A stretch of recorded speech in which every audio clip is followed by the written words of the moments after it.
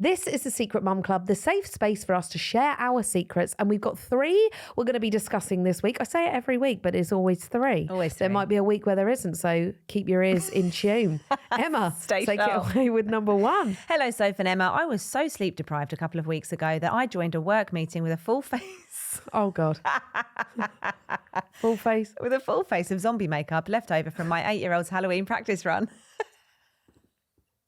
The video turned on and I thought I had a filter on until I saw the horrified faces of my co-workers. That's when I realised, no, just me in all my undead glory meeting with my boss. Let's just say I spent the rest of the call keeping my camera off for connection issues. Love, Lily. Oh, that is incredible. I love that. That's the kind so of thing much. you would do. I would have left it on. Yeah. I would have been like, look, guys. Yeah, it's Halloween. Look, fucking hell, let me just live a bit. Get a sense of humour, guys. Go and live a little. I'm a mum. This is how I live my life. That's phenomenal, isn't it? Also, commitment to the cause, doing a practice run for your 8-year-old daughter's makeup. Well done, Holy Lily. moly. Yeah. I wouldn't know how to practice run. I would have just gone straight there and then. I'm not doing any of that shit. No. I'm going to be like, no. What, never ever? No face paint, no celebrations, no nothing. No dress up. And just like Welcome that, to the fun house. Just like that, the fun was gone. Oh, well, thank you, Lily, so much. Yeah, thank you. I hope that brightened their day, though. It would have, if I was on your meeting, I would have loved that. It would have truly made my day. Yeah, me That would have been too. phenomenal. Yeah. Okay, let's roll into number 2. Right, this one says, hi ladies, I've always wanted to be a mum and on November the 8th, 2023, I gave birth to my beautiful baby boy. Oh. 1 year in, I feel lost. I'm constantly exhausted and we co-sleep and breastfeed and he doesn't take a pacifier. I haven't slept properly in ages. He wakes up 30 times a night. Oh, I feel bad now for moaning about Sadie. We've tried putting him in his own bed, but he just screams. His father works all day and while he tries to help, our son only wants me. Yeah. I've even tried a solo grocery trip, but it just ends in him screaming. I feel like a roommate to my partner and I'm so tired and frustrated. We're keeping him home until he's 2, but I'm not sure I can cope much longer. Any advice you have would be so appreciated because right now I hate being a mum and I hate myself for that. Thank you, B. Oh, B. B, I feel for you. And I'm sure do you you're know not what, alone. though? You're really, really not alone. As much as we talk about that, I've got the small things like with regards to the reflux and stuff like that, and being that I'm working from home, I find that itself isolating. But obviously Colby was really, really poorly for a really long time. He never slept. He never couldn't go in the car. He used to scream for hours. I used to be on my own. I used to try and give him to my mum and my sister. He'd scream with them. I'd take him back. He'd settle on me, but he'd be more settled with me. So, and I think because I never let them take him out of the house, I felt like I never gave him. I tortured myself. I truly tortured myself. And I'm not, B, I'm not saying that's what you're doing. I just think sometimes we want it and we struggle so much to let it go that in fact we are just hurting ourselves. My advice would be to maybe have some, I don't know if there's friends or family around that can help. Yeah. Even if it's just 10 minutes where they're sat in your house with him and you just go walk. Have a shower or something. Have a shower, go for a walk.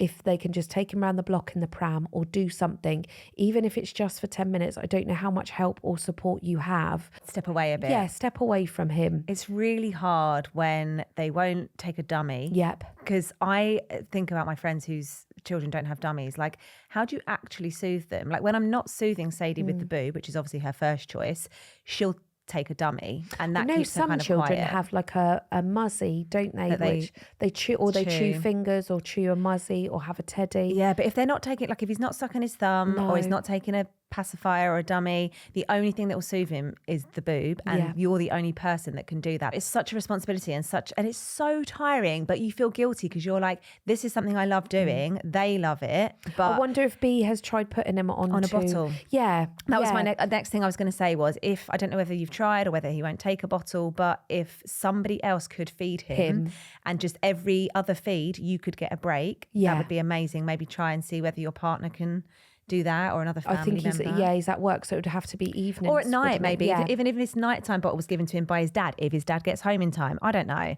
But it's so hard to just be the one that's in charge of all of that. It's such a lot of responsibility. Yeah, so I don't know as well. I don't know, obviously, I don't know how comfortable you are with moving him off of the boob as well. But definitely, I would maybe try introducing a bottle. Yeah. Even if it wasn't for somebody else to feed him, but to take that exhaustion off of your body. Yeah. And maybe you start giving the bottle, and then eventually over time, that's what I mean. he'll like, start taking it from other then people. somebody else. Yeah. But it's obviously, I do feel like it is a little bit of a process, and you're going to have to go very slow and be very kind to yourself, because it is a process. But I would say things like, if there is anybody else around to help. Also walking. I found with Colby, I used to have to prop the pram up, and I found walking was really great. I know that again is tiring when you're tired, then try and go for a walk. But do it in small bouts rather than going for a big long hour walk. I used to walk really close to the house, that at any time just walk around the block, I could just quickly go indoors. But if I went 10 minutes and he was good, I'd go another 10 minutes. I'd go around again. And it does help to get some space as well. Just to get the fresh air. Maybe put a podcast on, just try and switch off from your baby for a bit, even though you're still with them. Yes. And even if he screams, to be honest, like... Something else I did with Colby as well, which I don't really think I've ever spoken about. I used to bath with Colby a lot. Yeah. I used to not only get myself in the bath, but I used to put him in the bath with me. Yeah. And I just used to lie him on my chest, or we just used to play toys in the bath, because I found the warm water calming for me as well. It used to really calm Colby down when he used to be really, really stressed. It's a distraction for them as well, isn't it? Like if Sadie's a bit ratty now at the end of the day and she's tired, I'm like, oh, we'll string her out for another 20 minutes, which she loves. Yeah. Kick about in the bath. Yeah. And again, I used, when Colby got to sort of one, because we didn't have any other children, bath time was definitely something. We take a bath at 11 o'clock. Yeah, just do it any time of day. Any time of day. I just used to put him in the bath and have a little bit of playtime, and definitely used to do things to try and tire him out. Yeah. With regards to the co-sleeping as well, have you got any advice on the... I mean, I wouldn't stress about co-sleeping. No.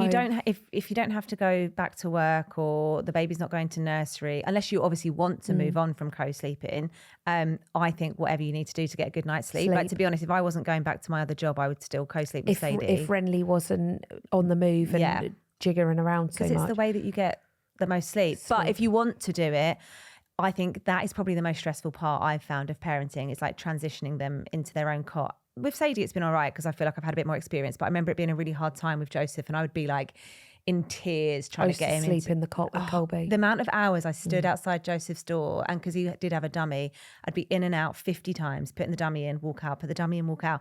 But all you can really do, in my experience from the method that I followed, was to just do that. Keep going in, soothe them, come out. Keep going in, soothe them, come out. I just used to sleep to get going. Sleep on the floor. No, I slept in the cot. Did you? Yeah, I slept in the cot with Colby. Wow. To try and help him, and then I moved to the floor. Gradually move yourself further away. Yeah, and then I used to sleep by the door. Yeah. And there's lots of things out there, but that was the one that I chose to take. And I just used to sleep further and further. Yeah. And then there was a time when I slept for like 3 nights outside, like in the hallway of the house. Just outside the door. Outside the door. So there was one night he came out, and I was just laid on the floor because he transitioned into a floor bed really quickly. Yeah. I wish there was more advice I could give you. You're doing everything possible. Yeah, and don't feel guilty, honestly. It's so natural to like resent your partner, to feel exhausted. All that stuff is completely normal. Being at home is the hardest thing job, in the world. Especially when you're going through something like you're going as through. much as I don't want to say it, but I am going to say it, because we're not doing the opposites of what each other's doing,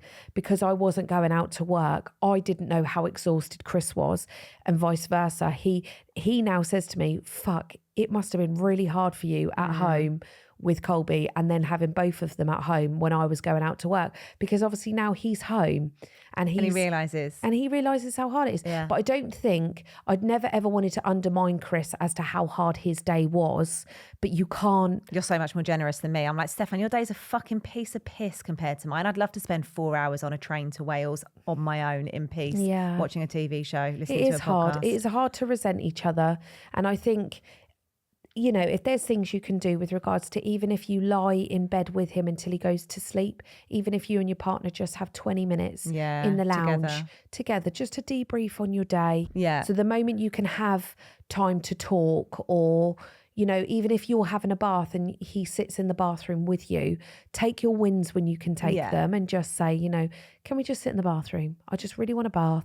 Can you just sit, even if he's holding the baby? That's what I was going to say. I don't know how much your husband can help you when he is home from work, and whether you've voiced your feelings to him. But I think talking about it will definitely help. Yeah. And as well, I don't know what your childcare thing is. I know you said you want to keep him at home until he's 2, but if you really, really, really feel like you need a break. And it's something that you're open and to. no one's going to judge you. You could look at childcare options before he's 2. Yeah. If you can. I was going to say, not that I'm telling you that's what you should do, but if that is your really, really last resort, you know, I do feel like interaction with other children when you are a first-time parent is so massive. And even if you can get like a couple of hours just away to yourself, I know you're still breastfeeding. They do mornings. So our ones near us do sort of mornings or afternoons, or even if you can put them in for maybe 2 hours. You just should have to not breastfeed him for a couple of hours. But I don't know if that's something that's possible. It's a slow process. If you have him on the bottle and you're expressing and he takes a bottle, then maybe look at it is going to be a very, very slow process, but there is nothing that you are doing wrong. No. You aren't doing anything wrong. All your feelings are valid.